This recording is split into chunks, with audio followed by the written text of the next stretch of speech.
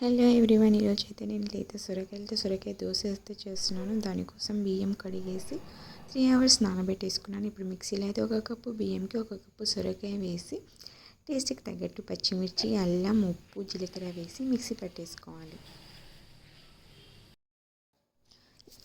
ఇలా మిక్సీ పట్టేసుకొని దోశ అయితే వేసేసుకుందాము. ఈ దోశకి చట్నీ మన ఆప్షనల్ అండి.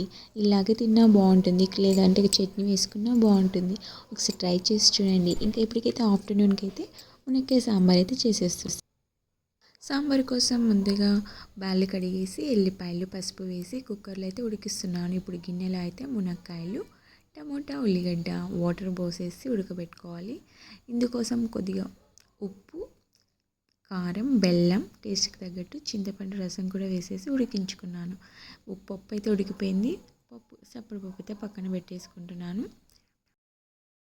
ఇప్పుడు మునక్కాయలు ఉడికిపోయిన తర్వాత ఈ పప్పును కూడా ఇందులో వేసేసి ఉడికించుకోవాలి. తగినన్ని వాటర్ పోసేసుకోవాలి మనకి టేస్ట్కి తగ్గట్టు. అండ్ ఫైనల్గా కొత్తిమీర కూడా వేసుకోవాలి. కొత్తిమీర కొద్దిగా ఎక్కువ వేసుకున్న టేస్ట్ బాగుంటుంది. ఇప్పుడైతే ఈ సాంబార్కి అయితే తిరువాత పెట్టేసుకోవాలి. మునక్కాయ సాంబార్ అయితే రెడీ అయిపోయింది. మీరు కనుక నా ఛానల్ని ఫస్ట్ టైం చూస్తున్నట్టయితే సబ్స్క్రైబ్ చేయండి. అండ్ ఈ వీడియో కనుక మీకు నచ్చినట్టయితే లైక్ చేయండి, షేర్ చేయండి. అండ్ ఈ వీడియోపై మీ అభిప్రాయం అయితే కామెంట్ చేసేయండి. Thank you so much. Bye bye.